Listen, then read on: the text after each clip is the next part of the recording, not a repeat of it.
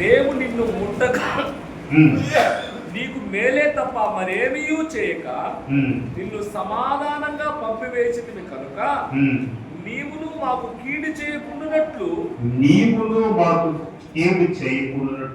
నీతో నిబంధన చేసుకుందామని అనుకుంటువి. ఇప్పుడు నీవు యెహోవా ఆశీర్వాదము పొందినవాడనివి. హల్లెలూయా. చూసారండి, నీవు యెహోవా ఆశీర్వాదము పొందినవాడివి. మీ పక్కన వాళ్ళు చెప్పండి సార్, అమ్మా మీ పక్కన వాళ్ళు చెప్పండి. ఇప్పుడు పక్కన వాళ్ళు చెప్పండి, చేయబట్టుకొని చెప్పు. నీవు యెహోవా చేత ఆశీర్వాదం పొందిన వాడవు. హల్లెలూయా. ఎవరన్నారు ఈ మాట మనకు తెలుసు. ఒక అన్యుడు ఇస్సాకుతో చెప్తున్నమాట. ఒక అన్యుడు, నీవు నిజముగా దేవుని చేత దీవెన పొందిన వాడు. ఇదే మాట ఒక అన్యురాలతో బోయజ్ గారు చెప్పారు, రూతమ్మ గారు. నీవు యెహోవా చేత దీవెన పొందిన దానవు. మన వస్త్రాల్లో, మన ఆడంబరాల్లో, మన వాహనాల్లో, మనకున్న బిల్డింగ్ వర్క్లలో, వీటి వల్ల దేవుని చేత దీవించబడిన వాడము అని ప్రజల దగ్గర అనిపించుకోలేదు.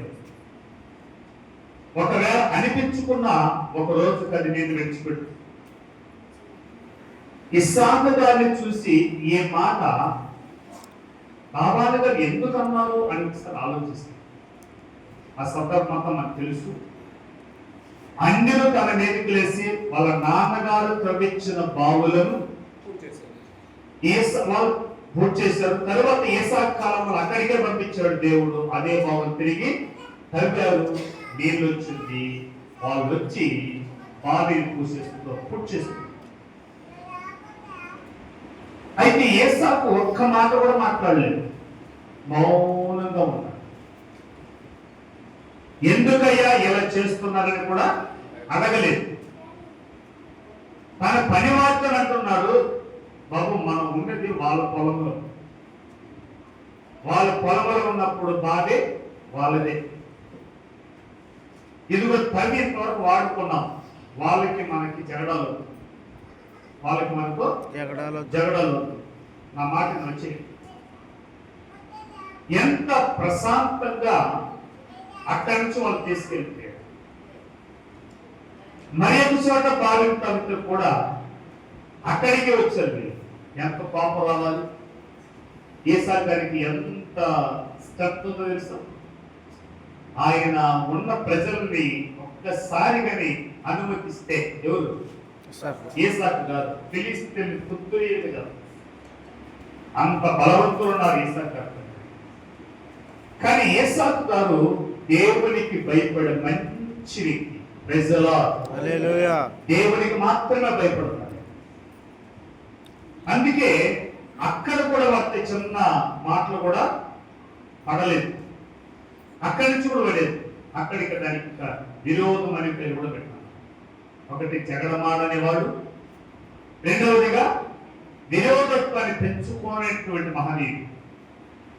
ఇప్పుడు దైవజనుడా అన్ని జనుల మధ్య దీవించబడ్డావని ఎలా తెలుస్తుందంటే, మంచి వస్త్రాలు తీసుకొని కార్లు బంగ్లాలు తిరిగితే కాదు, కానీ నీ స్వభావమే నేను దీవెన పొందిన వాడు అని చెప్పగలుగుతుంది. చూడండి, రూతు గ్రంథం 3:10 మనం చదివితే అక్కడ మాట అంటుంది. చూద్దాం మాట. నా కుమారి యెహోవా చేత నీవు దీవెన పొందిన దానవు. కొద్దివారినే గాని గొప్పవారినే గాని యవనస్తులను నీవు వెంబడింపక ఇండుట వలన నీ మునుపటి సత్ప్రవర్తన కంటే వెనకటి సత్ప్రవర్తన మరి ఎక్కువై ఉన్నది. ఆమేన్. ఏ ప్రవర్తన అన్నా? ఒకప్పుడు రాజకీయ నాయకులు పోరాడకూడదు, అది సత్ప్రవర్తన. Praise the lord. హల్లెలూయా. బలిపీఠం దగ్గర చెప్తున్నా, నిన్న ఉదయం 10:30 గంటలకు ఫోన్ వచ్చింది. ఎవరయ్యా అని చూస్తే ఫోన్ కాల్. ఎమ్మెల్యే గారి పిఏ. చెప్పండి సార్, నిషితా మేడం మీద మాట్లాడాలంట. అని ఎవరు నాకు ఇంకా తెలియదు. ఎమ్మెల్యే గారు భార్య. సార్ మీరు పాస్టర్ గారు, మా కాలనీ పాస్టర్ గారు అని మా ఆయన చెప్తారు. అమ్మా మా కాలనీ పాస్టర్ గారు, మన కాలనీ పాస్టర్ గారు చెప్పండి అమ్మ, ఏం చేస్తా నీ తరపున 300 బెడ్షీట్లు నీ తరపున పంచాలనుకుంటున్నాము అన్నాను. ఎంత? 300. నేను ఒక మాట అన్నాను, నిన్నేనమ్మా 100 మందికి 1000 రూపాయలు ఒక జత బట్టలు 100 మందికి మొన్నే వైస్త్రీ కాన్ఫరెన్స్ లో పనిచేశాను. ఇక పంచడానికి నాకు ఓపిక లేదు. అది కాదు సార్ అన్న, సారీ ఆల్రెడీ సార్ గారికి ముందు చెప్పాను. ఏమని? రాజకీయ నాయకుల దగ్గర నేను తీసుకొని వాళ్ళ మందిరానికి ఎక్కకూడదని ఎమ్మెల్యే గారితో చెప్పానమ్మా. మరి మీరు చేసిన మీకు కూడా అదే మాట. అయ్యా నేను ఎందుకే మాట్లాడుతున్నానంటే, ఏసావు గారు అక్కడ ఏది ఆశించలేదు. ఆశించింది వారు ఇవ్వలేదని వారిని జగడమాడలేదు, వారిని విరోధాలు కూడా చేసుకోలేదు. అటు తర్వాత వెళితే మరి ఒక దారి వెళ్ళారు, అక్కడికి కూడా వచ్చారు. అక్కడి నుంచి అక్కడ ఆ మంచి అర్థం ఉంది, ఆ పేరు కదా ఎడమా. దట్ మీన్స్ మనకు పొద్దు మనం మనకు పొద్దే వద్దు. మనకి మనంగానే ఉందాం, వారుగానే ఉండేలే. అంతేగాని వారి గురించి మనం ఎక్కడ కానీ ఏసాకు చెప్పలేదండి. ఏసాకు గారు వాళ్ళ గురించి ఎక్కడ కానీ వాళ్ళ గురించి కొదువులు కానీ గొప్పలు కానీ చెప్పలేదు. అదే ఆయనలో ఉన్న మంచి వ్యక్తిత్వం. Praise the lord. అందుకే ఏసాకు దేవుడా అంటే కూడా నేను ఉన్నాను బాబు అంటాడు. అందుకే దేవుడు అతను దీవించాడు. కలుగులో కూడా 100 ఫలితాన్ని కోయడానికి కూడా కారణం ఇదే, ఆయన స్వభావం. ఫిలిప్పీయులకు రాసిన పత్రిక 2:5 మనం చూసుకుంటాం కదా. పౌలు గారు అందుకే అన్నారు అన్నమాట, క్రీస్తు యేసును కలిగిన స్వభావం మీరులో కలిగి ఉండుడి. ఈ మనసు ఏ మనసు చెప్పండి సార్? ఏ మనసు? నీ మనసా యేసు మనసా? చెప్పాలి. ఇప్పుడు ఏసాకు మనసు యేసయ్య మనసా యాకోబు మనసా? చెప్పండి. యాకోబు మనసా యేసయ్య మనసా? యేసయ్య మనసు. అందుకే మొదటి ఏసాకు అబ్రహాము కుమారుడు అయితే రెండో ఏసాకు మన ప్రభువైన యేసుక్రీస్తు వారు. హల్లెలూయా. Praise the lord. ఆయన అక్కడ ఏసాకు బదులుగా గొర్రెపిల్ల బలైంది, ఇక్కడ ఏసాకు వచ్చి గొర్రెపిల్లగానే బలైపోయాడు ఆయన. హల్లెలూయా. వెనకటి బలి వెనక దిగిన మగధీరుడు, దేనికే గాని రాజీ పడని వాడు, వేరే వాళ్ళ సొత్తు ఆశించని నిస్వార్థపరుడు, దౌర్జన్యంగా గొడవలకు వచ్చిన ఎంత మాత్రం కూడా వాళ్ళతో కూడా తగాదా పెట్టుకొని శాంతబుద్ధి. మనమైతే పాస్టర్ కూడా చూడం. నేను పాస్టర్ కాబట్టి జరిగిపోయింది, ముందులాగా ఉండేటాను. నేను అంత చేస్తున్నాను. నేను తెచ్చాను ఇంకా. నీ మనసే మారలేదు. నువ్వు మనసే మారకుండా మనిషి ఎన్ని అవతారాలు వేసి ఏ ప్రయోజనం? మనసు మారాలి. ఈసాకు గారు మనసు ఒకేలాగుంది. అందుకే అతను బట్టి అన్యుడు అంటున్నాడు, నీవు యెహోవా చేత దీవించబడిన వాడివి. Praise the lord. నేను ఒక ఇంట్లో రెంటుకున్నాను. 8 మంది విశ్వాసులు 1200 అద్దె కట్టాలి.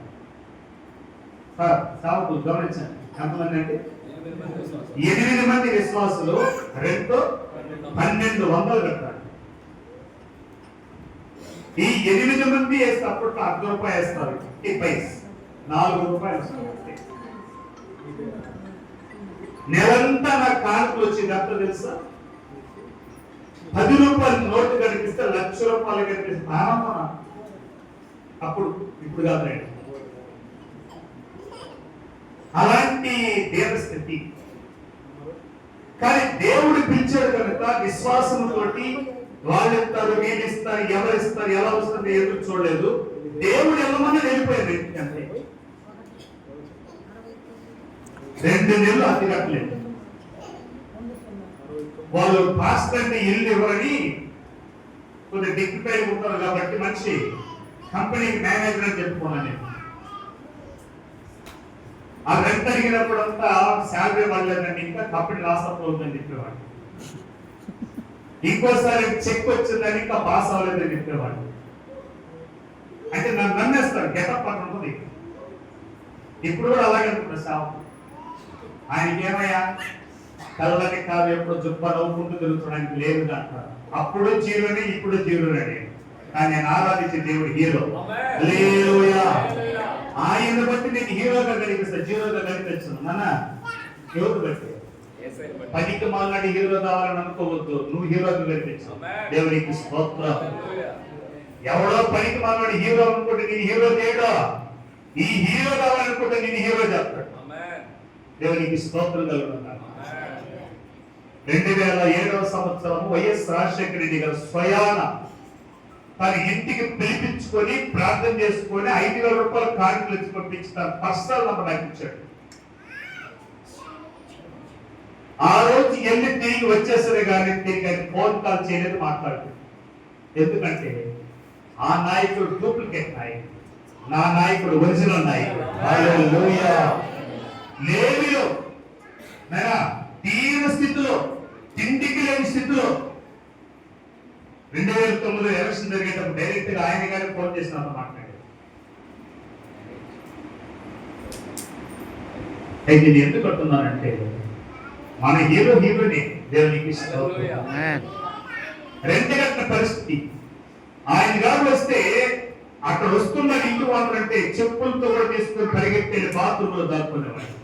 వెంట అడుగుతాడు మస్తు. ఒకరోజు ప్రార్థన చేసుకున్నా, ప్రభా ఏంటయ్యా అంటే వాళ్ళ ఇంటికి వెళ్ళారు. చాలా వార్నింగ్ ఇచ్చాడు ఆయన. రేపు సాయంత్రంలో కట్టకపోతే ఆత్మలైతే నడి వీధులు వేస్తాను నేను పచ్చి కూతు తిట్టి వెళ్ళిపోయాడు. కట్టేస్తాను. వాళ్ళ కొడుకును పంపించాడు, ఇంజనీర్ ఆయన శ్రీకాంత్ గారని టెంపుల్లో ఇంజనీర్. ఆయన వచ్చాడు, కూర్చోడు. నేను కూర్చోడు, ఫ్రెండ్స్ మాట్లాడాలి. చెప్పండి, నేను మీ నాన్నతో చెప్పినంత అబద్ధం. నేను మేనేజర్ కాదు, కూలోని కాదు, సర్వీస్ కాబట్టి నేను ఓపెన్ గా మాట్లాడుతున్నాను. ఇది నా సాక్ష్యం. నేను డాక్టర్, శాలరీ 1 lakh వదిలిపెట్టి సేవకు వచ్చాను. ఇలా ఉన్నాను నా పరిస్థితి. అందుకే నేను నాన్న దగ్గర అబద్ధం చెప్పాల్సి వచ్చింది. నీ దగ్గర ప్రాంగ్ ఒప్పుకున్నాను. వెళ్ళిపోమంటే ఇప్పుడే వెళ్ళిపోతాను, ఉండమంటే ఉంటాను. నేనైతే రెండు కట్టలేదు. ఇది ఏమన్నా మాట్లాడలేదు. సార్ చెప్పండి సార్, 2 నెలలు వాళ్ళ ఇంట్లో ఉంటే రెంట్ కట్టలేదని చెప్పండి. నేను ఎలాగే చెప్పాను, రెంట్ అయితే కట్టలేదు, నా దగ్గర లేదు, నేను నాకు అడగలేదు. నాకు ఉండమంటే ఉంటాను, వెళ్ళమంటే వెళ్తాను. నాన్నగారితో చెప్పింది అబద్ధం. ఇప్పుడు ఎవరాదు ఒప్పుకుంటున్నాను తెగించి అయిపోయింది. ఆ రోజు రాత్రి నెమ్మది పడుకుని నిద్రపోయారు. మరుసటి రోజు ఆయన వస్తున్నాడు. ఆ పెద్ద ఆయన రెడ్డి టీచర్ వస్తువులంతా చూసి ఎందుకో నా పారిపోవాలి అనిపించలేదు. ఏం అతను చెప్పారుగా కూర్చోన్నా. వచ్చి నా బుద్ధి ఉందా నీకు? పెద్ద చెప్పండి సార్. ఇచ్చేవాడు నా దగ్గర ఇచ్చిపోయాడు. వాళ్ళ దగ్గర ఎందుకు ఇచ్చినవాడు నువ్వు? ఎవరి దగ్గర? నేనే ఇచ్చాను. అదిగా సార్ అర్థం దగ్గర ఇవ్వకపోతా అది ఖర్చు పెట్టేసి నాకేం వాడు 3 నెలలు ఇచ్చిన వాటిని 2 నెలలు ఇవ్వాల్సిందే. చూడండి, 2 నెలలు నేను ఇవ్వాల్సింది 3 నెలలు ఇచ్చానంట. నేను నాకు ఆశ్చర్యం అనిపించింది. ఆయన మాట్లాడుతూ ఉన్నాడు, నేను మాట్లాడుతూ ఉన్నాను. నాకు కళ్ళని వాడికి ఇచ్చేసిందా? ఇంక 2 రోజులు రాలే, 2 రోజులు అనుకో. అందుకు కాదు లేదు సార్. అరే నేను తిట్టాను, కోపం వచ్చింది. లేదు సార్, నా దేవుడు అద్భుతం సార్. హల్లెలూయా. నా దేవుడు అద్భుతం సార్. ఒక సంఘటన జరిగిన తర్వాత ఎమ్మెల్యే గారు మొదలు ఇప్పుడు మినిస్టర్గా ఉన్నారు. ఏదో సందర్భాన్ని బట్టి ఫెలోషిప్ దగ్గరికి వెళ్ళారు. నేను చాలా చీపెస్ట్ పాస్టర్ గారు అందరి దగ్గర, అట్లీస్ట్ నన్ను ఎవరు లెక్కలేదు, అట్లాంటి స్థితిలో ఉన్నాను. అక్కడికి వెళ్ళి కూర్చుంటే మినిస్టర్ గారు చూసి, కాలనీ పాస్టర్ చెప్పండి సార్, నువ్వేంటే మన పాస్టర్ ఎక్కువ ఉన్నాను అనుకున్నాడు. రైట్ సార్, మన పాస్టర్ కాదు సార్, నేను ఏసై పాస్టర్ సార్. అప్పుడు చెప్తాడు పెద్దయ్య గారు, నన్ను కలుపుకున్నాడే పెద్దగట్ట ఆయన దగ్గర పిఏ ఎమ్మెల్యే గారు, అన్నా ఈయన మన కాలే పాస్టర్ అన్న, మన ఇంట్లో 8 నెలలు ఉన్నాడు.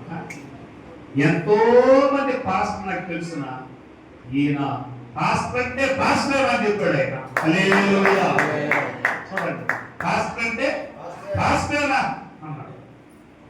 ఆ రోజు నుండి ఈ రోజు వరకు కూడా ఏ పార్టీ ఎమ్మెల్యే గారు వచ్చినా వాళ్ళకి నేను తెలుసు, తెలియదు కానీ నేను వాళ్ళు తెలుసు. హల్లెలూయా. కానీ ఎవరి దగ్గరికి వెళ్ళాలి. చూడండి, ఈసాకు దగ్గరికి ఆశీర్వాదం వచ్చిందా? ఈసాకు ఆశీర్వాదం వెతుక్కుంటూ వచ్చాడంటే ఆయన ఎక్కడికి వెళ్తే అక్కడ ఆశీర్వాదం పరిగెత్తుకుంటూ వచ్చాడు. ఏ స్వభావం? 3 స్వభావాలు లేవు. దైవజనుడా, ఈ స్వభావాలు ఈ రోజు వరకు ఏ స్వభావం? జగడం అనే స్వభావం లేదు, శత్రుత్వం అనే స్వభావం లేదు. ఒకవేళ హాని చేసే వాడి దగ్గర తప్పుకున్నాడే కానీ నిలబడి రాక్షోద్దామని చెప్పండి. నీ తోటి సేవకులు కావచ్చు, నీ సంఘ విశ్వాసులు కావచ్చు. చిన్న సాక్షి, ఎందుకంటే గుర్తు చేస్తున్నాను. పోయిన ఆదివారం బలిపీఠం ఎక్కలేదు, కింద నుండి ప్రసంగం చేసి ఎందుకో తెలుసా? 20 సంవత్సరాల సర్వీసులో నా నోటులో ఒక్క భూత పదం కూడా ఇంతవరకు వచ్చింది, సేవకు వచ్చింది. మన ఈ కూడిక అయిన తర్వాత ఇంకో కూడిక జరిపించిన అపవాదైన సాధారణ భయంకరంగా శోధించిన భయంకరమైన పరీక్ష పెట్టాడు. ఆ పరీక్షలు నోరు జారి ఒక్క మాట మాట్లాడాడు. పొరపాట మా అన్నని చేయి తాకేశాడు. అన్నని పొరపాట చేయి తాకాడు. పాపం ఒక్క మాట అతను చేయి తాకినందుకు ఆత్మదేవుడు ఒప్పుకోలేదు. ప్రసంగించడానికి మనస్సాక్షి నేర్చుకున్నా. దేవాని మందులు ఎక్కడని కూడా నాకు అవసరం లేదు.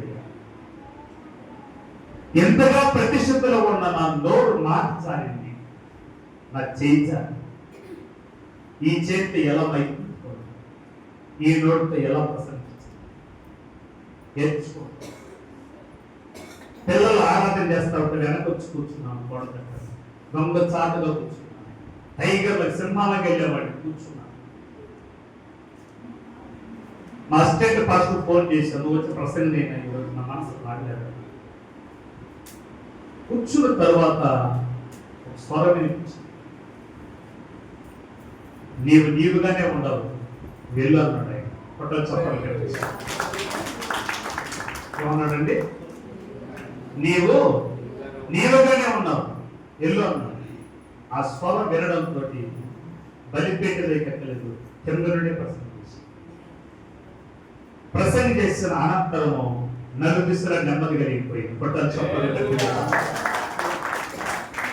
అయ్యా, ఎందుకు ఈ మాట నేను అంటున్నానంటే, సాతాను ద్వారా శోధన వచ్చిన, లోకానుసరమైన శోధన వచ్చిన, శరీరానుసరమైన శోధన వచ్చిన, సంగమ ద్వారా శోధన వచ్చిన, వేటి ద్వారా నీకు శోధన వచ్చిన, నీ వాటికి ప్రతీకారం తీర్చుకోకుండా ప్రార్థన పూర్వకమని నిలబెడితే అదే చోట విజయాన్ని పొందుతావు. కొత్త చప్పట్లు గట్టిస్తాయి. ఆశామీయం గారు అది చెప్పారు, ప్రతీకారం తీర్చుకున్న పని మన పని కాదు. ఈ ప్రయత్నం ద్వారా ప్రతీకారం తీర్చుకుంటున్నటువంటి సేవకులందరినీ కూడా ప్రార్థనా పనులుగా మార్చారు. ఒకరోజు సాక్ష్యం చెప్తారు వాళ్ళందరూ. కనుక ఈ సంవత్సరములో చివరి దినాల్లో నా ప్రభు నీతో చెప్తున్న మాట ఏంటంటే, నీవు యెహోవా చేత ఆశీర్వదించబడిన వాడవు అని నీ మనసెరిగిన ప్రజలు చెప్పాలి. ఏం చెప్పండి అమ్మ, చెప్పండి. సంఘస్థులు నన్ను గమనించాలమ్మా. మీ మందిరానికి వెళ్తున్నాము, ప్రార్థన చేస్తున్నాము, కానుకలు పెడుతున్నాము, చర్చి ఊడుస్తాము, బాత్రూములు గడుపుతాము. అది గొప్పతనంగా తల్లి. నీ మనస్సు మారాలి, నీ మనస్సు మారాలి. భర్త ఏమన్నా అన్న సహించి ప్రార్థించాలి. నీ పక్కింటి వాళ్ళు ఏమన్నా అన్న సహించి ప్రార్థించాలి. ఇది మందిరం కాదు, ఇల్లు. రాయే చూస్తామన్నాం అనుకో, దేవుడు అంట రాయే చూస్తాడు. ఆయన జాగ్రత్త, భార్యాభర్తలు జాగ్రత్త. నాన్న ఏమన్నా పెట్టు, పద్ధతులు పొరపాటున అంటే ముందులా కాదు నేను ఇప్పుడు అనపోక మూతి పళ్ళు లేకుండా చేస్తాడు దేవుడు. నీ భర్త కాదు, దేవుడే చేస్తాడు. కాబట్టి ప్రతీకారం తీర్చుకునే మనస్సుని ఈ రోజు మనలో ఉంటే చంపేయాలి. హల్లెలూయా. చెప్పండి సార్, ముగించేస్తారు. అయితే ఏ మనసునైనా ప్రతీకారం చేస్తారు సార్. ఏ మనసు? నేను వార్నింగ్ ఇస్తున్నాను. ఇంకా వాళ్ళు మై పెట్టుకుని చెప్పాలి. అయితే ఏమని చెప్పండి సార్, గట్టిగా చెప్పండి సార్. ప్రతీకారం తీర్చుకునే మనస్సును ఎప్పుడైతే చంపుకుంటారో నువ్వు ఒక ప్రార్థన పరుడుగా మారుతావు. అమ్మా, ప్రతీకారం తీర్చుకునే మనసును చంపుకుంటే నువ్వు ఎలా మారుతావంట? ప్రార్థనా పరురాలు లాగా మారుతావు. అప్పుడు దేవుడి దీవెన నిన్ను వెతుక్కుంటూ నీ దగ్గరికి వస్తుంది. దేవునికి స్తోత్రం. యేసు నామం పేరిట ప్రార్థన చేస్తున్నాను. చెప్తున్నా మీకు, దైవజనుడా, ఈ మనస్సు నీలో ఉంది కాబట్టి నా దేవుడితో మాట్లాడు. ఎవరి మీదో దేని మీదో సందర్భాన్ని బట్టి తెలియదు, కానీ వాటిని ఏం చేయాలి మనము? ఈరోజు చంపారు. క్రీస్తు యేసును కలిగిన మనస్సు కలిగి బోధించదంట కాదు, ప్రవర్తనలు. అపవాది నీకన్నా డబ్బులుగా బోధిస్తాడు. నువ్వైనా చదివేటప్పుడు తప్పులు చదివేస్తావు, కానీ అపవాది బైబిల్ ఆది కాలం నుంచి ప్రకటన చూడకుండా కంఠస్థ చెప్పారు. పట్టుమని 10 వాక్యాలు కంఠస్థ ఉండదు. నేనే కంఠపాస్ కడతాను. ఇలాంటి పరిమాణుడు సరి ఎవరు? నీలాంటి పరిమాణుడు ఎవరు ఉండడు. కంఠస్థం ఒకటి ఉండదు, కాపీ పట్టడం తప్ప. నీ పెద్ద పాస్ అంటావు, రేపెద్ద సమస్యలు వస్తే గొడవలు పోతావు. అందుకే నీ పని ఎదుర్కొంటుపోయి మనసు మార్చుకో. ఈరోజు మనం ఒక నిర్ణయానికి వద్దాం, ఒక తీర్మానానికి వద్దాం. ప్రభువా, ప్రతీకారం తెచ్చుకున్న మనసు అలా ఉండకుండా నేను తీసేసుకుంటాను. చెప్పండి ఒకసారి. ప్రతీకారం తీర్చుకునే మనసు లేకుండా తీసేసుకుంటాను ప్రభువా. రైట్. ఈ తీర్మానముతో ఇక్కడి నుంచి అడుగు పెడితే ఏసాకు నూరంతలుగా దీవించిన దేవుడు నిన్ను, నీ కుటుంబాన్ని, నీ పరిచయం దేవుడు దీవించునుగాక. ఆమేన్. నీ ఆరోగ్య రీతిగా, ఆర్థిక రీతిగా దేవుడు నూరంతలుగా దీవించునుగాక. ఆమేన్. వెళ్ళిపోయినటువంటి విశ్వాసులందరూ తిరిగి వచ్చి నీ మందిరము నిన్న నూరంతలుగా నా దేవుడు దీవించునుగాక. ఆమేన్. లేచి నిలబడి చిన్న ప్రార్థన చేసుకున్నాం. లేచి నిలబడదాం. చిన్న